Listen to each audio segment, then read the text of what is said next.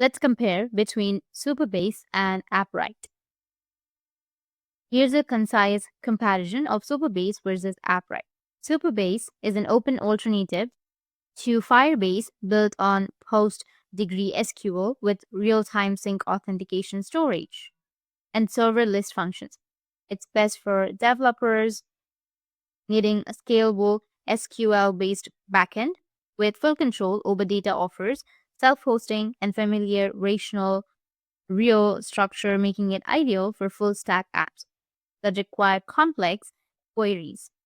However, the next one, which is Appwrite, is an open source backend as a service which is focused on backend API management authentication with no SQL and SQL cloud functions, but it's best for developers looking for a self-hosted modular backend with built-in support for multiple databases.